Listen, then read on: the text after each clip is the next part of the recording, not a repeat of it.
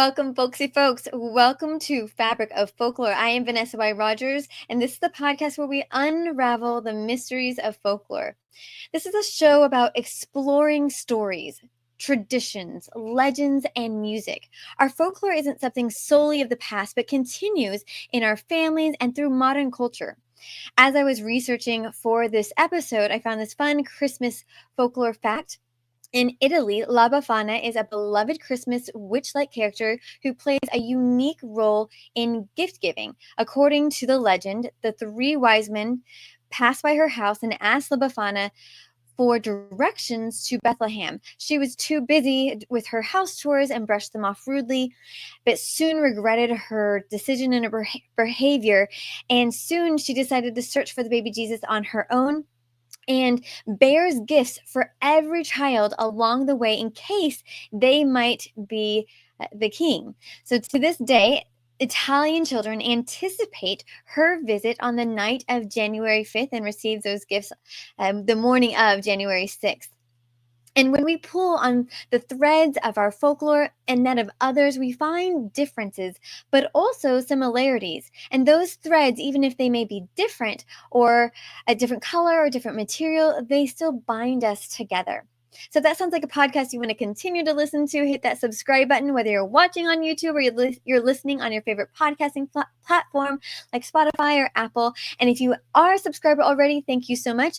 Please consider writing us a review. It is so helpful for indie podcasts like ourselves to be found on the algorithms of the podcasting platforms when people write stellar reviews.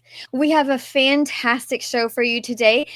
Tony Walker is the podcast host and audiobook narrator of Classic Ghost Stories podcast. It's a weekly podcast that reads out ghost stories, horror stories, and weird tales every week. He's also the author of many of his own ghostly stories and books. Today, we'll be talking about the tradition of Christmas ghost stories, and we'll be looking at three specific Christmas stories. A Christmas Carol, which most people have heard of, Sir Gawain and the Green Knight, which is in the Arthurian legends, and A Disappearance and an Appearance. So thank you so much for joining us, Tony. Hi, well, it's lovely to be here, and thank you for having me. Thank you very much for the invitation.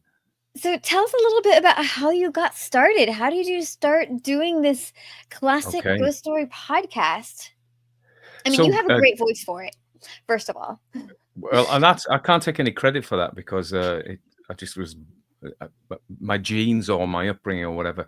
But so how did I get started? Well, me and ghosts go back a fair way.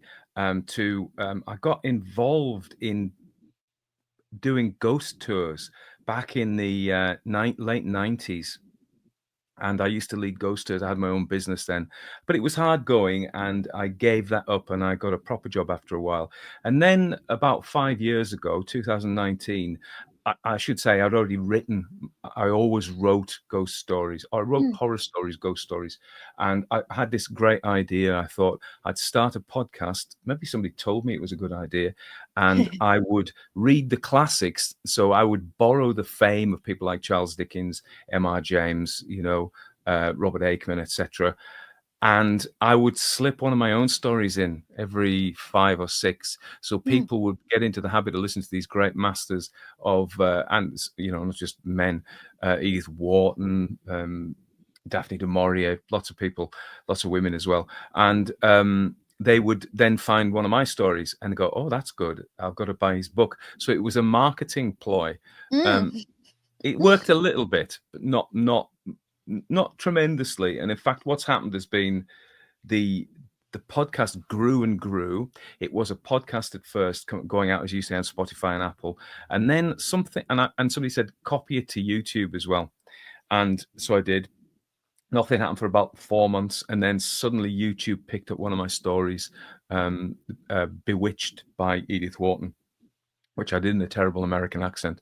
And so, yeah, well, the accents, I like doing accents, but they have mixed responses, But I wish I could stop doing them. But I just find myself, when I'm narrating a story, I become some kind of Cornish guy or a Frenchman if the story requires it. And so it just went on, and I just got into the habit of doing it, and it got bigger and bigger and bigger and bigger until it's now my full-time occupation. That's amazing. And how old is it? How long have you been doing it? 5 years, so it started in September 2019, and I suspect that COVID. I was working in the health service as a nurse, so I went to work all through COVID. But and on a Saturday, I would record a ghost story, and yeah, but I think the fact that people were, and everybody knows that lots of things boomed during COVID. The ancestry stuff, Ancestry 123 and Me and all that stuff, that apparently boomed. Audiobooks boomed, Mm-hmm. podcasts boomed because people were kind of needing things to fill their time. And Mm-hmm. I, it's an ill wind that blows nobody any good, isn't it? But so I benefited from that. Yeah. Yeah. It's surprising. A lot of my guests have said that they started during COVID, or Yeah. COVID, the time period of COVID seemed to have given their business a boon. So that seems to be a theme. How much do you have to prepare when you're reading these books? Like, do you have to read in Right. advance? Do you read it out loud to yourself, or do you just like go for it? Yeah, less and less. So I tend just to go for it now. But sometimes I will come across a word or a name, and I think, oh, I'm going to have to look that up. And usually I do look it up. But there are some famous ones that people always comment on. One is Mr. Dr. Jekyll. Now, Jekyll and Hyde. So Uh-huh. Jekyll is the Scottish pronunciation. That is the name of the people that Robert Louis Stevenson borrowed it from. But everybody's used to the film version, which is Jekyll. So people Yeah. will correct me. No, Jekyll's wrong. The other one, this is for an American audience, this is going to blow up. Bowie knife. So there was a story, and I just said Bowie knife, as in David Bowie. Right. But then people go, no. So it's Bowie. It's Bowie. Now, it turns out, when I've done a bit of research on this, that not everybody in the USA says Bowie. Some people No. say Bowie and Bowie and Bowie. But the people who are keen on Bowie, they are going to tell you it's Bowie, and they're very adamant. And Albany, New York, Albany is another one. Hmm. See, I can't even say that. So yeah. So that was your original question on how much do I prepare? Not enough. But these days, I just kind of go for it, really. Yeah, and just Well, I trust. find, It'll be okay. I when I read to my children, like sometimes I forget who the character is, even, and I'm like doing little accents for them, and Yeah. I just think like, audiobook narrators, they must have to like go through and like highlight with different colors, like so they know how to switch n- accents. Because sometimes my older son will correct me. He'll be like, "No, that's not who's talking, Mom. That's the wrong Oh yeah. accent," and like he'll correct my how I'm saying it, and so I have to go back and say it correctly so that I he's think I satisfied. started that way and reading my kids' stories, and there's one called The Midnight Folk by John Masefield, and that's a lovely story. And there was a rat in it, talking rat, and I made him a Cockney, so he had to talk like that. He had to be a rat, and and when I didn't do him like that, my daughters would say, "No, you've not done it right. You've got to do the rat's voice properly." And there was a pirate in it as well. So that, I suppose, that is how I started doing the accents, really, for the Hmm. kids. Yeah. Well, I'm terrible at them. I try and make them interesting, but I'm terrible at any. I can do like a very basic British accent, but it's probably terrible. That's the only one I feel comfortable doing besides a Southern accent. Yeah, But I won't do my American accent. Yeah, no, I won't do it. Although I really like accents, and I like a Southern US accent. I can't do hmm it really, but I really like it. Yeah. Oh, Appalachia's another one that people hmm correct, and I said, look, I said Appalachia, and then no, you didn't do it right. Anyway, yeah, That's funny. So, what constitutes a classic? How do you very good classify question. what books you're going to read? I've got a book addiction anyway. I'm a hoarder, so of books, and I I, I just collect ghost story anthologies Hmm. and single.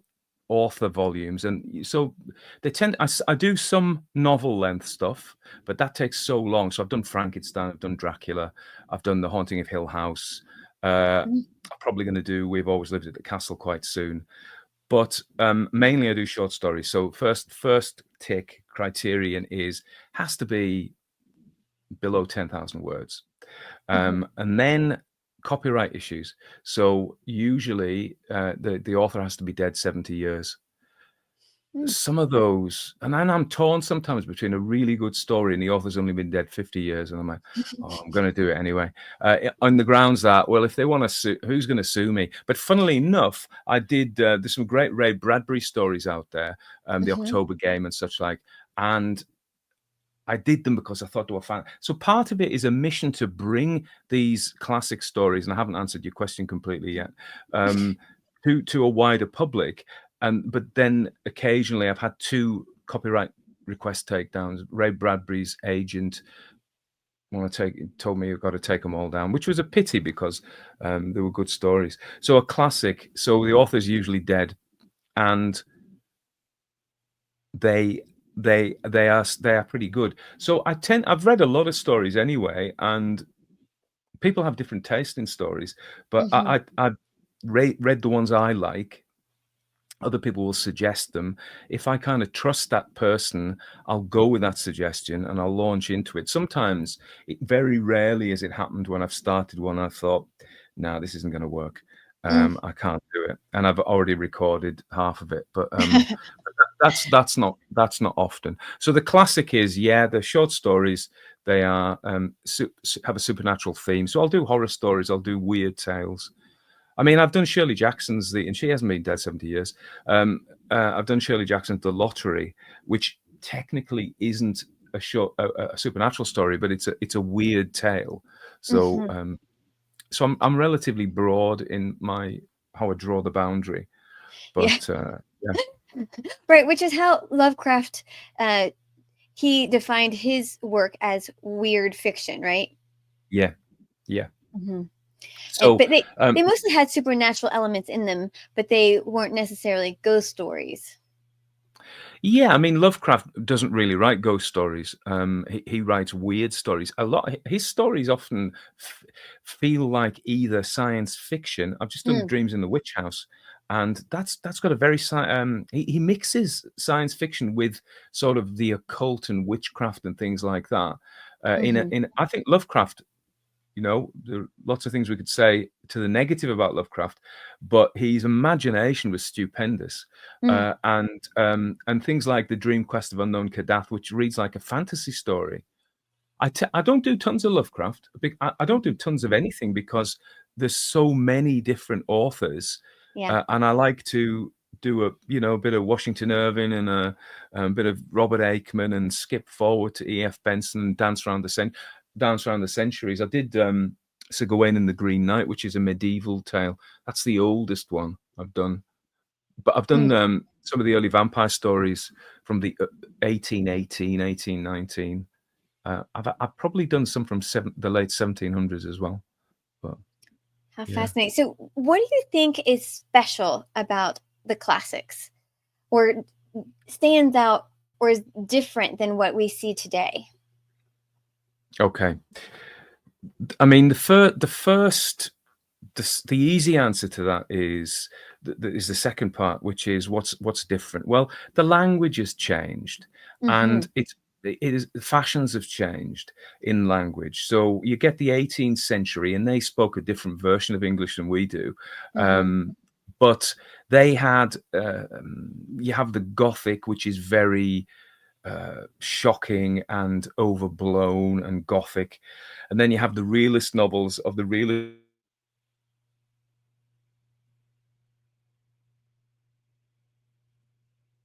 clean in their writing. They don't put lots of extra stuff in. And then you Mhm. go forward and you find in the mid to late period, they were very fond of lots of big words. They like to impress their reader and show their erudition by putting like words you didn't come across.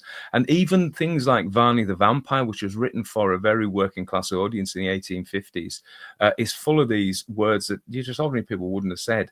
And then you get people like Henry James, so overblown with these vocabulary. And then you get Lovecraft, you get Poe, and then Lovecraft. And it's like he's scoured dictionaries looking for the most obscure words to put in. And then as time comes on, and you get the Edwardians get a bit more, they are not as verbose as the Victorians. And then you get into the mid 20th century, you get the influence of people like Steinbeck and Hemingway, who write this very pared down prose, and that comes through. And so the long answer to the second part of your question is fashions change. I think we're going into a more of an elaborate period in language now. So one of the things that are different is language changes. The second is how are they different is this idea of how are they classics, this idea of the canon, which is to say not like a gun cannon, but in the early 20th century, was it Leavis who sat down and talked about there are certain books in English you should read. These are the best books. Anything else is trash. Don't read these authors, and they are the only ones we give the stamp of approval to. So there is a bit of that. Like, I mean, certainly Edith Wharton, Henry James,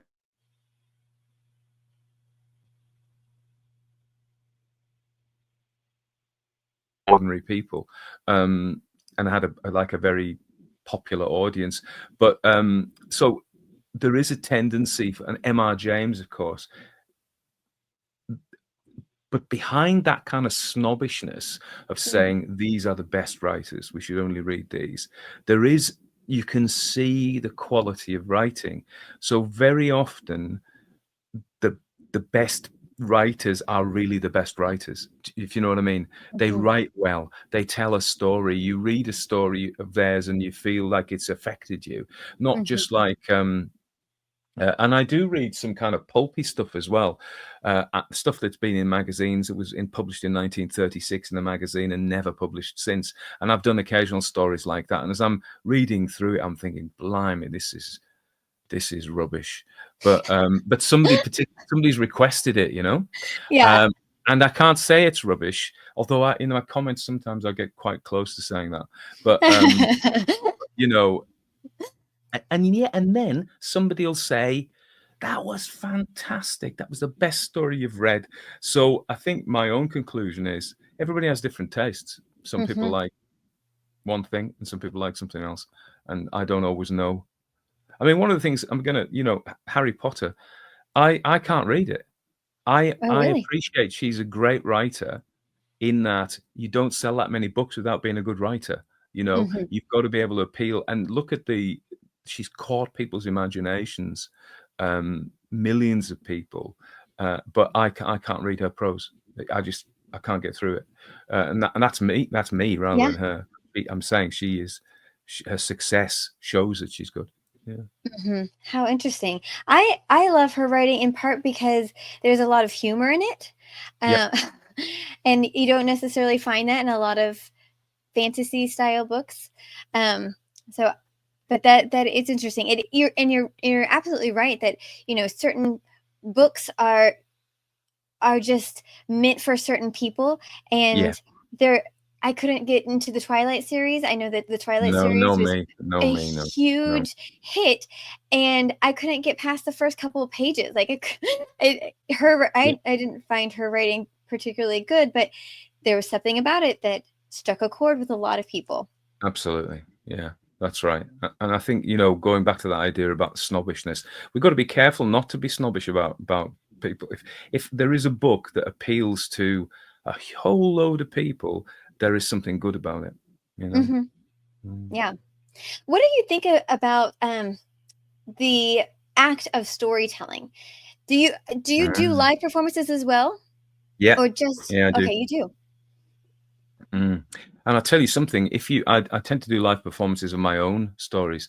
So if you're a writer, you know the best way to test whether a story is any good is to stand up and read it in front of a live audience that aren't particularly your friends. I mean, they're not your enemies, but they just don't know. And if it's no good, you're going to see them shuffling and talking, and it's and it also, even if they're polite enough to listen to the whole thing, you can feel when you get to a bit and you're like, oh, this is, it's not the tension. So live performance of your stories is a great way of learning. And also, one of the things I learned about writing is how about it came from live storytelling was how to milk it. And the folklore, the proper old-fashioned storytellers used to go from village to village, hooked. And some of it is pacing. There's a lot with pacing. And so I think when people send me their stories now, as if I'm some kind of expert, only in that I've read a lot of stories, I suppose. But and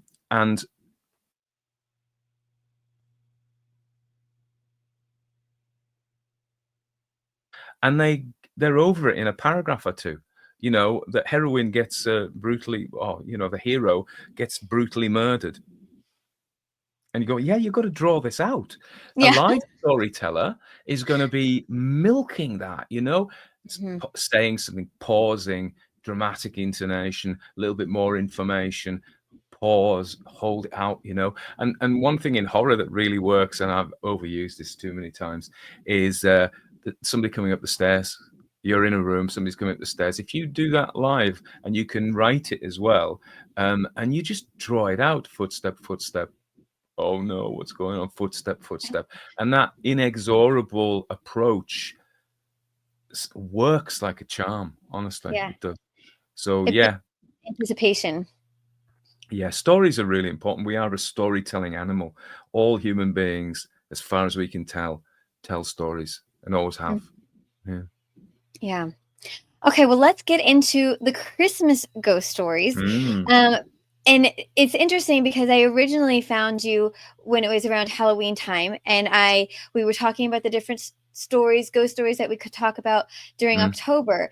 mm, And after going through a lot of your stories, I just was kind of perusing through your YouTube channel, and I was looking, and I found several Christmas ghost stories, and I was like, oh my mm, gosh, this is mm. amazing, because you hear that it was a tradition at some point. As an American, I had never experienced that myself, and so Mm. I was really excited, and I was really grateful to you to graciously change topics, just because this is not something that I feel like gets enough airtime, especially on this side of the pond. So Yeah. tell us a little bit Although, about this tradition. okay, so if we start off chronologically, I was going to say, you know, I think it's Washington Irving talks about ghost stories at Christmas back in 1819. So they clearly were in America. They were telling ghost stories at Christmas time at the turn of the 18th and 19th centuries. But going back to it, if you think about in the northern hemisphere, where we are certainly, it gets darker and darker and darker and darker, and we know that our ancestors marked the solstice and the darkest time of the year. We know it from loads of sources. The megalithic tombs where the sun shines in on the shortest day. So they set these huge standing stone things up to mark that time. So this time of the year, the Christmas time, the darkest time of the year, where it is about to turn and move towards the summer slowly, is has always been important. And even you think about the Roman festivals, and think about clustering around here, not just in European cultures, but Diwali, which is been already, but is a festival of winter light. It's a festival of light in the winter. So as human beings, here we are. It's really cold. It's dark all the time. We've got no fresh food. We may die. You know, and also, so that's one side of it. This is a time, and also we're not working out in the fields. There's nothing to do. So we're just sitting at home. So let's tell a story. I think that's one side of it. The other side is like this, and I can't remember which psychologist has got this theory, but it's about one side of the brain, and it probably isn't one side of the brain, that generates scenarios. So when we go into an empty, dark room, we open a door, and we can't see anything, we imagine things in there. And they're always bad things, you know? If you're a Mhm. kid, what's under your bed? What's in the cupboard, as we would say? What's in the attic? You know, we can't see it; it's dark, and our imagination puts monsters and predators in there. Because if you think about it in evolutionary terms, it, that's actually useful. You can't Mhm. see what's in there, better be cautious. So your mind's going to fill the darkness with monsters. So I think we've got a dark time of the year, and we've got a darkness that's filled with monsters. And I think we don't probably appreciate now how dark it really was. You Mhm. think they may have had tallow candles, little rushes with fat on them that burned very smoky. Otherwise, the whole of the countryside is black, Mm. dark. You know, there's no street lamps, there's no aeroplanes, there's no nothing, there's no glow from the cities. It's just the stars and the moon and the darkness. And so there you are. There is your stage to have all these things on. And people were genuinely frightened of the creatures, the Mhm. supernatural creatures that lived out there. This isn't a they weren't like, I mean, there would have been some tough people who were like, yeah, I don't believe in that. But we have records of people saying they've been frightened to death by fairies, death records from the Mm. 1500s near where I live. That, or the will o' the wisp, I think you call them a whippoorwill, Mhm. or, you know, the ghost light in the marshes has Mhm. dragged them to the death. You know, people really believe that. So Right. that's the background. The storytelling tradition, well, most of this is going to be oral. It's going to be people telling stories like we are now, verbally, and not reading. Most people couldn't read, and the storyteller probably couldn't read, and they would have it all by memory. Mhm. And so most of those are lost. We don't know. We've lost them. But then we have things like Sir Gawain in the Green Knight, which is one of the stories, and this is from the 14th century, from the 1300s, and it's got its roots in um, Celtic, but also um, French and English mythology, I suppose. Mhm. Um, and the story is that the Green Knight comes to King Arthur's court at Christmas, and Christmas was a 12-day feast. It went on for 12 days, not 2 days or 3 days, 12 proper days where you just feasted all the time. And well, it depends how rich you were, I suppose, but that was what King Arthur's doing. And this massive green guy comes in, and there's a tradition of wonder stories, wonderful supernatural things happen at this dark time of year. And Mhm. he comes in and he says, "Who's brave enough to chop my head off?" On the grounds that next year he's got to come to my castle or my chapel, as it is, and I'll cut his head off. So Gawain is the only one to do this, and he chops the guy's head off, and it rolls on the floor. And then this giant, who's all green, picks it up, puts it under his arm, says, "I'll see you next year then." And then, so as the year comes around, Gawain has to adventure over this trackless countryside to find the Green Chapel, and I won't spoil the story, but and submit himself to having his own head chopped off, which is of course a wonder tale. Now, when you look at that, there's rebirth, there's the green of the holly, there's this idea that the Oak King is king of the summer, and the Holly King is king of the winter, and he is a kind Mhm. of Holly King, an evergreen, all those kind of symbolisms. But it is a kind of supernatural story Mhm. happening at Christmas. And then we know that I think it's Christopher Marlowe in the 1580s talks about ghost stories at Christmas. And then we have Shakespeare's The Winter's Tale, 1611, and that references telling ghost stories in the Mm. winter. In the winter. Mhm. And so the winter is associated with ghost stories. And then we have a bit of a gap, and we don't know what's being told. And then we have Charles Dickens, the man who saved Christmas. Charles Dickens was a really sentimental man. If you read his stories, he has me crying, you know. Mm. And he wrote the Christmas Carol, of course, in 1843, and we all know the story of the Christmas Carol. Mhm. And it is the most Christmassy of Christmas ghost stories. It's got it all. It's got turkeys. It's a goose, is it? It's got snow. It's got, but that wasn't his first Christmas story or his midwinter supernatural story, because in the Pickwick Papers, which made him famous earlier, there are Christmas revelries there, and there's this description of the Christmas tree, and of course there's the goblins who stole the sexton, which happens at either Christmas Eve, and then he's got the chimes, and he actually wrote a story every Christmas because he didn't live long, but he wrote a story every Christmas, a Christmas story every Christmas. But A Christmas Carol is the most Christmassy, and it's been so adapted since. Yeah, he is responsible for all those Christmas. I mean, you're in Texas, so I'm guessing you don't get a lot of snow at Christmas. Nope. Neither do we. It's very rare for Britain to have snow at Christmas. It usually just rains. But he had this. I mean, I think there's something about the Little Ice Age, isn't there? They were coming out of that, so it was colder then. So maybe they did have white Christmases in the mid, the 1840s, or even in his youth in the early part of the 1800s. But yeah, Dickens. Now, going forward, if we're going to do this chronologically, we have the next big Christmas ghost story event, or is M.R. James, Montague Rhodes James, who was at Eton School and at Cambridge University, and he wrote ghost stories, said to be, I think he's up there, certainly one of the best ghost story writers ever. And his stories are genuinely scary. Whereas Christmas Carol, do you know the only thing about Christmas Carol that's scary for me is the Ghost of Christmas Future. The rest of them are kind of funny, heartwarming. Right.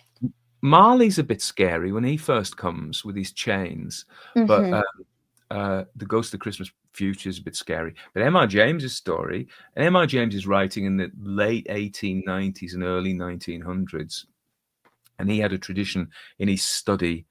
Think of Harry Potter. You know, these colleges and with these old medieval buildings, and they're all sitting there with the fire, and his students are there, and he's got his glass of port or whatever. Sherry. Sherry, probably sherry, yeah. Yeah, that is probably right. It was probably sherry. And he would read these scary stories to his students. Most of the stories he read at Christmas aren't Christmas ghost stories. There are one or two that are set around Christmas. One is story of a disappearance and an appearance, and that is set. This traveling salesman a guy used to go around with his bag of samples, all the country towns, from town to town, and he happens to be in this inn over Christmas Eve, and then this vicar disappears, and then there's a search for the vicar, and it's a weird tale, really. I think a lot of M.I. James's stories, the scary bits in his stories, are actually pretty weird. Lovecraft thought he was great. I thought M.I. James was great. M.I. James wasn't so approving of Lovecraft, the other way around. But yeah, but his Christmas ghost stories aren't really very Christmassy, not like Christmas Carol. And then we have another 60 years go by, and the BBC started doing a ghost story for Christmas in the 70s. So at Christmas Eve, they would do an hour's ghost story, and a lot of these were M.R. James's stories. And I remember watching these in the 70s, and that might be part of where my love of ghost stories came from, really. They were fantastic. Yeah.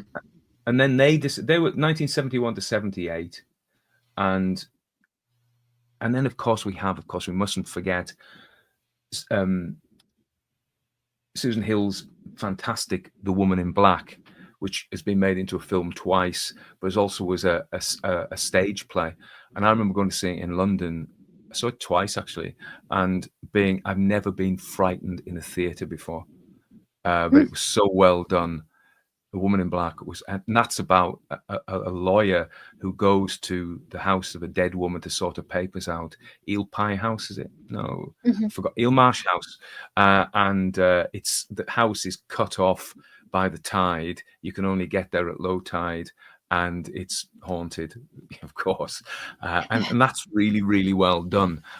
So that, I mean, that's set around the Christmas period as well. Uh-huh. And then we have a guy called Mark Gatiss, who was involved with Doctor Who, and is a big M.R. James fan, and he for the past, on and off for the past 5 or 6 years, he's done another ghost story at Christmas on the BBC. And I was reading an article recently, on a blog post, by a blog called Taskerland, and they were talking about Thomas Ligotti, who's a famous American modern horror writer, and they said, we talk about why we read stories, and if you go to creative writing classes, they tell you, well, it's the narrative. If it's a spy story or a crime story, it's the story pulling on. And then if you have literary fiction, it's the characters. We're looking for the character arc to see what happens, So we either read it for the character or the plot, the narrative plot. But Taskerland say, with Thomas Ligotti, and a lot of, we read it for the vibe, and very often, like Woman in Black, like the ghost stories for Christmas, it's about the ambiance, it's about the setting. I've got a mind that skips about. So last night I went to a talk that a guy gave about Lord of the Rings, Tolkien, and it strikes me that one of the great appeals of Tolkien is the vibe. It's about, we want to go and live in the Shire. We want to go to Hogwarts, don't we? I've seen Yep. them. I love the movies. The Christmas thing with the Christmas tree. We want to go there, Yes. and so the vibe, in addition to the plot and the character, is really appealing. And the ghost story for Christmas, this whole ghost story. Here we are. It's cold outside. It's dark, especially for our ancestors, and it's lovely and cozy in here. And here's a little bit of a scary, but not too scary. We could be a little bit scared, but it's all going to be all right. So it's almost like having an inoculation against real fear, because it's like tamed fear. And Right. there's a series called Inside Number 9, and they did a Christmas special as well, that was a bit macabre, and that was also cozy. So I think this juxtaposition of the cozy and the scary is the secret of Christmas ghost stories. I've written a few myself. I've got a book out called Christmas Ghost Stories, and all my Christmas ghost stories are sweet. They have this lovely. I'm not saying, but I intend them to have this lovely vibe. They're This Christmas. sentimental, like Charles Dickens. Yeah, they probably are a bit. Yeah. Yeah. Whereas some of the other ghost stories or horror stories are horrible. They're intended to be frightening, but yeah, I think that's the Christmas ghost story tradition. Yeah. When I was researching for this episode, I saw a headline that said Americans prefer the syrupy version of Christmas to what the Brits, I guess, prefer. So I thought that was funny that they were comparing how Americans really like the sugary sweetness in comparison to what others prefer. Yeah.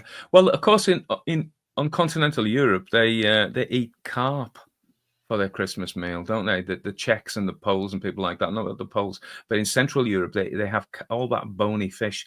That's a different vibe. But I tell you what, one of the big things here is the Christmas markets. So people will travel to Europe, to Germany, to France, to Belgium, to Czech Republic, to Prague, because of these wonderful Christmas markets, which we don't really have. I mean, we try and in the UK, we try and have Christmas markets. So you can go to Edinburgh. Edinburgh is such a beautiful city, and it's got all these Christmas lights. And if you go to Nuremberg or Prague, as I said, or Krakow, they have beautiful handmade decorations and baubles and wonderful snow globes and all sorts of stuff. And you go to the British ones, and they're selling batteries and flashlights and underpants, you know? I'm not kidding you. Or they have like Vietnamese street food, and I love Vietnamese street food, but it's Yeah. not very Christmassy, you know. Yeah. Whereas you go to Prague and they've got these beautiful warm cinnamon rolls and hot chocolate and glühwein and all this kind of stuff. But so I think the Europeans, not necessarily particularly about ghost stories, but they do Christmas better than we do. Interesting. So can you talk a little bit about the effects that the industrialized revolution and the printing press had on ghost stories? Well, I mean, it's Dickens, really, isn't it? So this is an interesting point of view. You said at the very beginning about how folklore is still being created, and we've just been talking about the ghost story for Christmas, I don't know if there is one this year. There was one last year. That is still being created. So we're still living in the same story. So the folklore that began with those Neolithic tombs celebrating the solstice, we're still doing it. You know, it's still the same Right. story. So we don't stop creating folklore. I'm going to have another aside. There's a guy called Gareth Rees who writes occasional books about urban folklore and things. And he talked about how he was wandering and he came across, do you know, we call them motorways, you have them as freeways. And you know Right. how where we have them, there's parts where people can't get to, that easily get to. They're cut off by really fast roads with like 8 lanes and things like that. And so they become havens for wildlife because people just, it's too difficult. Anyway, he found himself on one of these and he found that somebody had tied a little dolly up and put flowers and things on it. And so it's like a ritual thing. I'm not saying it was any kind of magic or anything like that. It's just like this human, like we tell stories and we ritualize things. It's our nature. You were talking about the Industrial Revolution. The reason I mentioned that was you have what are the big revolutions in humanity that we think of now? One is the agricultural revolution. So we go from being hunter gatherers to farmers over a period of time. That is a massive change, and I think our customs and our traditions would have been very changed by that. And then we have the industrial revolution, which was completely changed Britain in the late 18th and particularly the 19th century. And you have farm workers. So farming used to be very labor intensive. You had whole communities working there with their own traditions, their own customs, their own stories. And then suddenly you don't have a job anymore. We've got a machine does this. So you've got to go. And all at the same time, factories are starting up and the cities start to attract people. Cities are created for the first time, if you like, not just market towns, but cities. And so their life is really different. They're crowded in. They're separated from nature. It's just all black soot. Think of Dickens. This is Dickens's world, and poverty. You know, I'm not sure that people who worked in the countryside ate particularly well, but at least they could grow their own food. Whereas, I mean, that may be simplistic, but so it's a massive change. And in a way, I think Dickens, with his Christmas stories, is giving a bit of magic back to these people. You know, so they're living fairly dismal, hard, brutish, short lives, and in poverty, in filth and overcrowding and disease, and children are dying young, and it's fairly unpleasant, and it's a Yeah. lot less healthy than living in the countryside. And I think Dickens, with the Pickwick Papers and all of that, and not just Dickens, there are other writers as well, give a bit of wonder back, a bit of hope in that, a bit of escape. And at the same time, not at the same time, but you have, well, it's around about the same time, you have the penny dreadfuls. And so when education became more widespread, people who couldn't read before, you think of the rural people, the storyteller we were talking about earlier on, learned to read. and they wanted things to read, and they liked sensationalist things. So there were the Penny Bloods and the Penny Dreadfuls, where terrible things happened, and they were often serialized. And I mean, Varney the Vampire. I'm looking at Varney the Vampire now, an edition of it. I'm pointing at it now, and it's 7,000 nights. I don't know if it is. It's huge. It's at least 700 pages long, and the story gets lost. Characters disappear. The reason for Yeah. characters doing things that gets forgotten about. And it was Mhm. written by teams of writers. But this was feeding. This is not a Christmas ghost story. But and then the Sweeney Todd, the demon butcher of Fleet Street, Mhm. who made people into pies. And so that's a kind of a wonder. I could talk about the Gothic here. So the Gothic is is wonder, but dark Mhm. slanted wonder, whereas the romantics have all about going to nature and sublime experiences. That's wonder, but light slanted wonder. Mhm. But I think people need wonder, I suppose, is what I'm saying. And Mhm. that the change in the Industrial Revolution meant they lost it, and Dickens's Christmas stories gave them a bit of back. And they're very uplifting, aren't they? I mean, think of Mhm. Christmas Carol, but they tend to be uplifting. It's a story about the downtrodden working out for them, you know? And I believe most of his stories have a happy ending for the main characters, right? I'm Um, trying to think. I'm trying to think of them all. Bleak House Oliver and Twist. Oliver Twist, yeah. Um, I mean, he lived in poverty as a young man. His Uh-huh. father went to prison for being a debtor, and he worked in a boot blacking factory, putting labels on.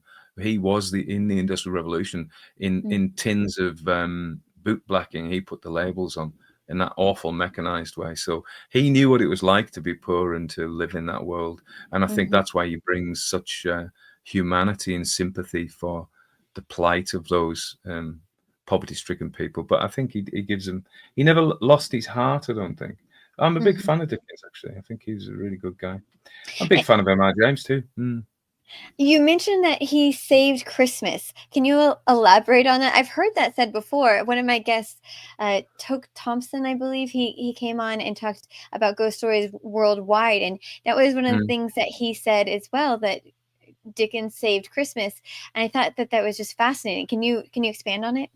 Well, in Pickwick Papers there's a Christmas scene there, and so think of Christmas. When you think of Christmas, you think of you know snow, robins, uh, Christmas pudding, turkey, or could be geese back in those days. All the family getting together, everybody getting on, a bit of merriment, fun. It's lovely and warm. There's a fire, uh, and I'm not saying he made it all up, but he certainly sold that version of Christmas. So when you Mhm. look at the Coca-Cola adverts with that massive big truck going through, that's Dickens's Christmas. It's going through Dickens's Christmas, isn't it? That it's snowy, it's everybody's having a great time. There's probably a robin somewhere in there, and that's Dickens's marketing. And Mhm. so I think he took and Christmas trees. And he took various. He didn't invent Christmas trees, but he took various elements and he packaged them together and went, "Here, have this," and everybody went, "Yes." And in the same way that people went, "We want Hogwarts" or "We want Middle Earth," certain writers come along and give wonder back to people, and Mhm. people want wonder. And Dickens's gift was to give us Christmas, and God bless us, everyone. Yeah. Uh, yeah, I yeah, find that watching Lord of the Rings is always helpful when you're feeling hopeless or yeah, yeah, downtrodden. It's one of yeah, those stories that everything seems hopeless in throughout the story, but it mm, has a good ending, that where goodness perseveres. And so yeah, that's absolutely. that's one that I tend to gravitate towards, when especially when I'm feeling, hopeless about the state of the world. But I mean, we talked about, or I said something about humans. We tell stories, and the two functions of stories, maybe just one function, is how it tell us how we should behave. Mm-hmm. That is, they tell us how the world should be, how we should behave. We should be courageous. We should be honest. We should be decent. We should be forgiving. Um, we should be brave and enduring. And we like to hear that. And Mm-hmm. also, they promise us if we do that, we'll win. Good will Right. overcome. Um, but whether that actually is real, but we still like them. I mean, I think it's important for us I mean, that's what stories are for. They make us have emotions, and they tell us how to behave. So, one of the stories you've done several of Dickens's Christmas stories, but I think one of the more popular ones is the one about a goblin. Is that right? Okay, so what have I done? I've done the chimes. I've done Mm-hmm. the goblins who stole the sexton, which might take a bit of unpacking, and then I've done Christmas Carol. I may have done one other, but I can't remember what it is. So, Goblins Who Stole the Sexton is a story from the Pickwick Papers, and it's about this miserable, sour sexton. So, a sexton was the guy who did the odd jobs around the church, including digging the graves very often. Mm-hmm. So he's out on a cold Christmas Eve digging a grave, and he's miserable. And the goblins take him up to the bell tower, as I recall, and he has, like in all of these stories, he has a transformation of heart, and he becomes a decent, good man who regrets his past sour nature. Mm-hmm. Um, but yeah, I mean, it's not a major story, but Yeah. it's okay. It's okay. Yeah. I think I read that it was written first, and the author of this article was saying that they felt that it was Ebenezer Scrooge was built upon the back of that Yeah, particular you can character. see that it was written before Christmas Carol. And it's almost like Dickens went back to the same ideas of this miserable guy who is shown the error of his ways, and he Mm-hmm. becomes a decent sort of bloke, as we would say in the end. Yeah. Okay, so let's talk about the the original Christmas ghost story. You already kind of went through it a little bit. The Sir Gawain, how do you say it? Gawain and the People say it Green in Knight. different ways. People say it in Okay, different ways. So Gawain, Gawain. Gowan. Yeah, but take your pick. And I had never heard of the story, but I don't really follow the Arthurian legends. But one thing Hmm. that I was struck by was that I did not realize that the Arthurian legends were written by multiple different authors. Oh, Uh, yeah. so that was completely news to me. Who wrote this particular one, or do we Nobody know? knows. No, we don't know. So the Arthurian stories, they're like a snowball, and they grew and grew and grew, and more bits came to them. So Merlin may have been a completely different story and not associated with Arthur, but later became associated with Arthur. Mm, So the original King Arthur, if there was one, dates back to the 6th century, 5th century, and when the Romans had left Britain and the Anglo-Saxons, the ancestors of the English, were coming in, and he was a hero of the British people who now their descendants are the Welsh, the Cornish, the mm, Bretons, and the Cumbrians, I would say. And so that was the original guy. He was a warlord, a successful war leader. And then in Welsh legend, um, in the Middle Ages, he a lot of magical stories grow towards Arthur, and he has a lot of wonder stories around him, and he has a group of companions, Kay and Killuch, and they hunt a huge boar with a comb between its ears. They rescue a guy who was probably an old god, Mabon Vab Modron, from an underground castle in Gloucester, and all these stories get attracted to him. And then Merlin, who went mad and lived in a tree, so they all come. And the next thing that happens is when the Normans come in 1066 and all that after that, and so in the 11th century, there was a guy called Giraldus Cambrensis who wrote histories of the kings of Britain, and he used a lot of the Celtic material, and it became really popular, and it went over to France and Germany, and so there was a French writer called Chrétien de Troyes who wrote a lot of stories about Percival, and then there was Germans wrote it, and so it was like the Harry Potter of its day. And everybody was, or the Lord of the Rings of its day, everybody was kind of writing stories. The Spaniards were writing stories about King Arthur, and then it all came back and it all got mixed up. And then in the Middle Ages, we have Thomas Mallory, who writes a book called Morte d'Arthur, and then right through the centuries, people retell the stories of Arthur.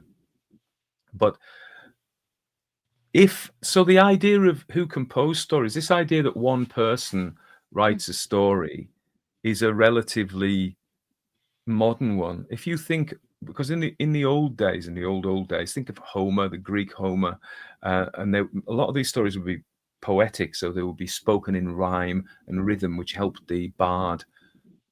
The Greeks didn't have bards, or the skald in the Norse, and Siberian shamans, and not shamans, but if you write it in rhyme, it's easy to remember.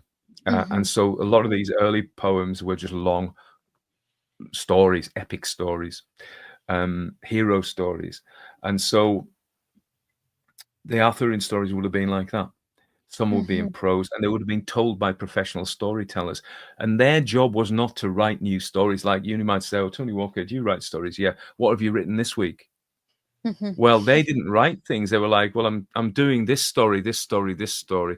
There's a guy I'm going to see in Nunkey Theatre. He goes around the UK reading stories of M.R. James live in front of an audience, and he memorizes the stories. So I'm going to go and see him in Glasgow next week, but he's on a tour. And he's more like the old proper storyteller. He doesn't make his own stories up. He tells the stories. So somebody would have said, Tolkien does this, of course, and he's talking about, Sam and Frodo, they'll be in a story, nine-fingered Frodo and the Rings of Power, and they imagine this story they're going to be in, and they have this vision of storytellers telling the story.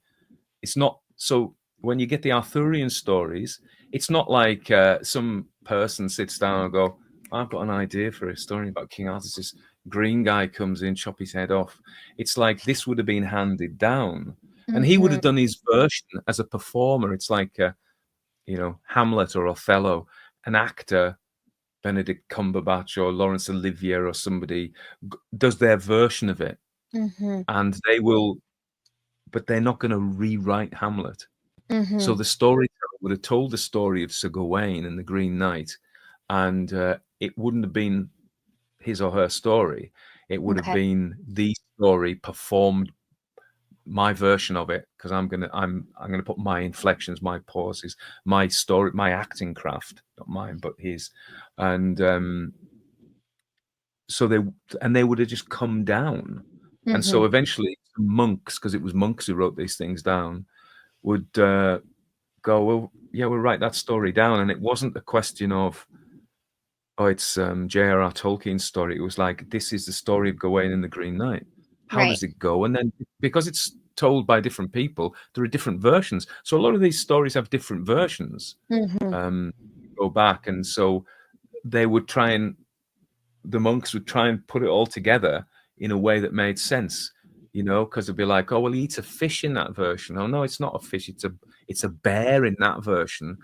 Right. Well, make sense of this. So we're gonna chop it up, and then it comes down to writing and gets frozen in writing, and that becomes the story that we know. Yeah.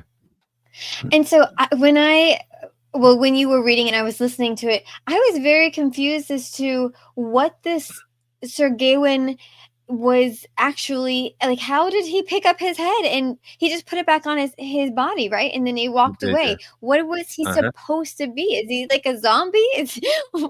What is well, I'm he? not sure they had zombies, but he's a spirit, isn't he?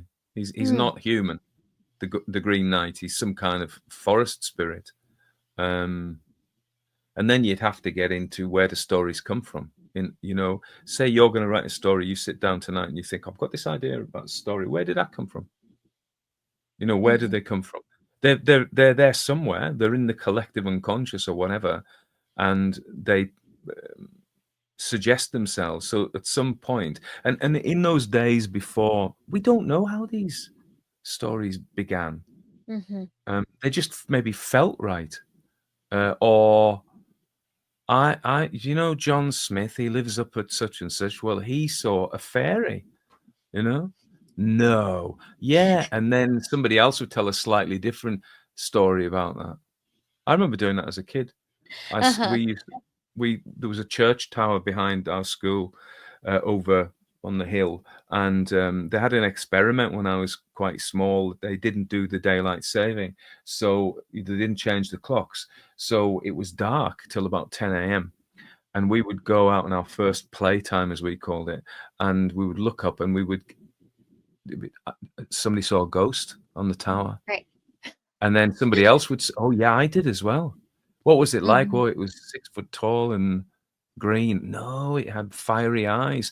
And then the story creates itself, And then, and I think that's where stories come from. And then if they're particularly good stories, in that they're telling a message that is important, or they're told in a particularly good way, or they have vibes, good vibes, then they grow and they become particular stories. So that's how I think happens, but I don't know. And what makes it a Christmas story is that it takes place during the 12 days of Christmas feasting. It does. And he then goes to a knight who I'm not going to any spoilers here, puts him up. The wife and the knight put him up, the gentleman put him up while he's waiting to go and have his head chopped off the next year, Sir Gawain. And they are in the Christmas feast. So they have descriptions of the feast there. But remember what we said about wonder tales happening during this period. I mean, in Ireland, which isn't the same as Britain, but is linked. The fairy folk, the East She, were particularly active during the 12 days of Christmas, and you had to be on your lookout so you didn't get snatched and taken down into a fairy fort. So that suggests that this idea of supernatural beings being particularly active in the dark period around the solstice is really, really old. So that's the time you'd expect people like the Green Knight to turn up. And this was a story in the end, and you're not wanting to give away the end, but it's a test of his goodness and his trueness of his heart, right? Absolutely, exactly. And that's what I mean about stories being moral tales. Most stories, even crime fiction that you might pick up at the airport, we want them to have a certain message. And you can have stories where the bad guy does terrible, terrible things and is proud of it, and isn't it great? But there's not many stories like that. Even Hannibal Lecter helps, doesn't he? I can't remember the film now, but he turns out he is helpful, isn't he, in the end? So he's not wholly evil. He's redeemed a little bit. I think of So there's not many stories where they are just bad. Most stories repeat that message in a different way. Behave well, be brave, be faithful, be honest, don't tell lies, and you will be rewarded in the end. And that's ultimately what happens to Gawain, isn't it? Because he's tested, and he wins out. He passes the test. Okay, and then the last story, A Disappearance and an Appearance by M.R. James. Can you give us a little rundown of what this story is? It's a very, very weird story. So it happens at Christmas, and there's this traveling salesman, and this guy goes, as I recall, because it's his uncle who's the vicar, who's the priest and he's disappeared, and it's something to do with the Punch and Judy men. Now, Punch and Judy's, Do you know what Punch and Judy is? I heard you describe it at the end of the story, but I had never heard of it before. Okay. So there's a very bizarre tradition of it's like a puppet show, a very traditional puppet show, and the story always goes the same way. And it's about Mr. Punch, who basically there's a dog that eats sausages, and he beats his wife, savagely beats his wife in this story. And I think they're dying out because it's not very modern. We don't really Mm. like that anymore. Yeah. But for a long time, you'd see at the seaside and the holiday places Punch and Judy shows, but they are weird. You know about the uncanny valley and why things are unsettling because they're uncanny. So basically, the theory of the uncanny is, and this is Sigmund Freud, talks about how we have something that's familiar and it's not quite right. So it's like a China Mm. doll's face, or a doll, or a clown in makeup, and they or somebody in a mask. And why they're unsettling is they're familiar but not quite familiar. So this is the uncanny. So this is what, to me, Punch and Judy is about. It's familiar. It's supposed to be Off-putting. entertaining, Mm. upbeat, fun, but it's Oh, actually really dark. yeah. You know. And anyway, and the body is found, and it's just a really odd story. It's hard to find a message in it, contrary to what I've been saying. Um, and it's not very Christmassy. It just happens to take place at Christmas. And that the point was really that although he wrote this to be read at Christmas, and maybe that's why he set it at Christmas, it's just incidental. Unlike Dickens, where the Mhm. Christmasness of it is really important, of A Christmas Carol, and Yeah. even Sir Gawain and the Green Knight, where the Christmas festivities and that time of year are really important. Story of an appearance and disappearance is disappearance and appearance is just odd. Mhm. But I think how James scares people is the oddness. I do think a lot of his scary stories have these utterly weird things that happen in them that we're like, oh, God, I don't like that. It Mm, struck me as the opposite of an Agatha Christie novel, where it just wraps up yeah, nicely, you know who did it, and yeah, you know the motive, and they're going away to prison. But yeah, yeah, n yeah, yeah. none of that Yeah, no, is occurring absolutely. in this story. That's a really good description. That's a really good description. You know, an Agatha Christie story, Hercule Poirot ties it all up at the end, and he Mhm. explains what happened in case we didn't get it. You Right. know, he very neatly tells us, well, this is the story, and I was all right.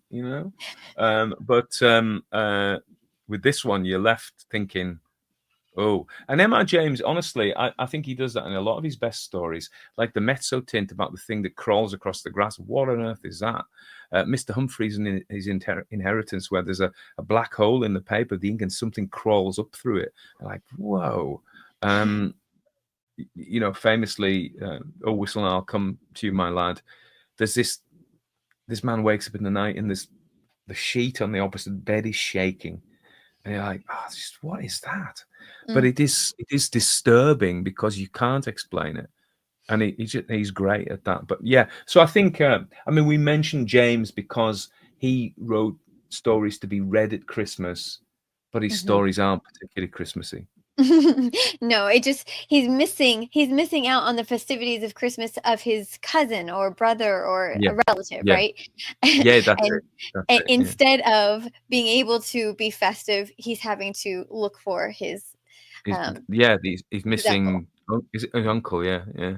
Who Mhm. wasn't a very nice man, as I recall. No, no one seems No, to miss him. no, that's right. Yeah, yeah. So just really odd. Mm. So tell us, you've written Christmas ghost stories. What are yours in the vein of? What are your, I Mine are guess, Christmassy. motivations? Yours are Christmassy. Yeah, I wanted to write Christmas stories that were Christmassy. And so they're supernatural stories. They usually have a good turnout for the protagonist in the end. Things usually work out for them. They're often quite sweet. They often have reassuring messages. A couple of them deal with death. Mhm. But they tend to be very positive about that, you know, in a comforting way to say, look, it's going to be all right. I like to have a twist at the end. Having a twist at the end is looked down on by serious writers, but literary But fiction would never have audiences a like twist at it. the end. Yeah, people like it. People like it a lot. Yeah, they do. And so, yeah, definitely, I write them to be And heartwarming, really. Mm. and have the same type of feeling that a Charles Dickens novel might give. Absolutely, yeah. That Christmassy, don't worry, it looks bad, but it's going to be okay. And there's a supernatural element. And usually the ghosts in my Christmas stories are helpful ghosts. You know, they're helpful hauntings. Mm-hmm. Um, and that's definitely right. And it's really weird because that book doesn't sell the rest of the year. And then at Christmas, dong, and so in January, I'm always really pleased because I get a nice little payday for it. So Yeah. that's okay. Yeah. But And where I can usually write people? one every year. I haven't written one this year yet, but I will do. Oh, you will. You'll put it out before Christmas. Yeah, I won't probably do it as a book. I'll put it out on the YouTube channel. Yeah, I would think. Okay. Mm. So how many books do you have then? Oh, a few. A few, yeah. I've been writing for years. So, and most of them disappear into the black hole of nowhere. They just go and sink. I had a run-in with Amazon. I don't know if anybody's interested in hearing this story. So I started writing when I was a little boy, and when I was 21, I wrote my first novel, and I sent it off to lots of publishers, and I fully expected them just to pick it up and go, "This is a work of genius." Yeah. This is you now, your career. But it didn't happen like that. But I kept on writing these novels and sending them and getting rejected and rejected and rejected. So I got quite despondent. And then, like many people, you know, there's all this thing about gatekeepers and who says that you can't write and you shouldn't write. Is it some Mhm. posh, usually a woman in a publishing house in London who says, no, not, you're not for us. And I thought, well, no, I'm not going to do that. And then Amazon came along in about 2014. They provided KDP, which is Amazon KDP Direct. I can't even think what it stands for now. And you could publish your own books. So I do know, but I've forgotten. Kindle, because they had the Kindle, didn't they? Yeah. They Right. came out with the Kindle reader. And so you could publish your own stories. And so I did. And honestly, in those days, all you had to do was put your story up and it sold. And some of them weren't very good. Mine weren't very good, but they still sold. I thought, Yeah. oh, this is good. Anyway, I kept on doing it. And it wasn't a living, but it was a supplement to my income. And I got interested. They weren't all ghost stories. Most of my novels weren't ghost. And then I've got a restless mind, and so I thought I'd do one of these choose your own adventure books. I should be very careful how I say that, Mm-hmm. and because it's copyrighted, that phrase. So Oh, they call them multi-path adventures. You know, the fantasy books whereby you meet the goblin and you throw the dice. If you win, you go to page 76. One of those. yes. Game books, they call them as well. Plot your own path. They're called all sorts of different things. So I thought I'm going to do one of these, and I did it because I used to love reading them when I was a young teenager. And so I called it Choose Your Own Adventure as a subtitle. It was called The Dungeon of the Dark Lord, and it was pretty corny, but choose your own adventure. And Amazon KDP wrote to me and said, "You've breached copyright." Didn't tell me which copyright or who or what. Please rectify this, or we're going to delete. Remember, I've been publishing with them for 10 years. I had 30 books. I was Yeah. earning money, hundreds of pounds and I was paying for advertising because, that's another story. But so, like, right, well, what copyright have I breached? I don't know. This is my story. I've written it, Yeah. and they were totally unreasonable. They didn't tell me. And then I got an email from the copyright holder, which was a publishing company in New York, I think, and they said, "Look, this phrase that you've used as a subtitle, choose your own adventures, copyright." So And I'm like, I didn't know. I'm really sorry. And they went, it's okay. Just change it. It's fine. Okay. This is the copyright holders, the agents of the publishers. And but in the meantime, Amazon KDP said, I said, look, I found them. I've changed it. That no, they shut down the account, so I couldn't change it. And they were like, change it. I go, I can't get access to the account to change it. Right. And I will. And then they said, no, that's it. You're finished. And they completely deleted my every book. And I had a load of audiobooks as well. And Audible went, oh, well, we're part of Amazon, so they've deleted you. We're going to delete you. So I lost all the money I had from my audiobooks as well. And it was complete rubbish. I didn't know I'd breached the copyright. I didn't Yeah. know it. And when I was told, I completely was happy to change it straight away. The copyright holder was happy with it, but Amazon just came the guillotine. That was it. And so that's why it's really hard. And my book sales fell from, something to nothing. Yeah. And that's a tragic story. But I've got That a is a I've tragic got the right story. ways around. It is tragic, yeah. It was tragic at the time, but it's like all these big companies, these big like I'm not going to say, but any company that you rely on, they are tyrants. They Yeah. can do whatever they want. They don't have to give you a reason. You are now say if a person is earning a living from Facebook, not that I do, and Facebook suddenly decide right. They don't have to have a reason. That's it. You're gone. Yep. Or Google. A lot of people who had websites. Google changed their algorithms, and their website business that was earning them a living is now gone. And they're like, oh, yeah, tough. Yeah. Yeah. Tough. So, Yeah. The same thing happened that's to right. my Facebook. People who joined my Facebook page or my Facebook group. I Mm. I lost my personal account because of someone who hacked, made an Instagram account that was attached to my Facebook account, Right. and they shut down my entire Facebook page, I my know. personal account, and now I can't get Yeah. into the Facebook group or the Facebook page. So I'm gonna have to, anyone who's listening who's been in these groups and noticed they've been kind of dead, I'm gonna have to recreate them because I've been waiting and hoping Facebookers are gonna reinstate my 20-year-old Facebook personal Yeah. page, and they don't seem Mm. to be doing that. Well, Uh, they're not reasonable. They're not reasonable, and you can't speak to anybody no, who can make a positive decision. You speak to kind of, it does sound negative, but you speak to people at a very low level who right. probably enjoy the power of saying to you, no, you know. I don't know that. I'm a bit bitter and twisted about it, really, but yeah, they're not reasonable. These companies, they're not Yeah. reasonable. But then they never promised they would be. So where Mm. can people find your books? Where if they're wanting to find your books, Who where knows? where do you direct them? Um, non-Amazon places, so Okay. Barnes and Noble, Kobo, the library. You can actually go to your local bookstore and order them.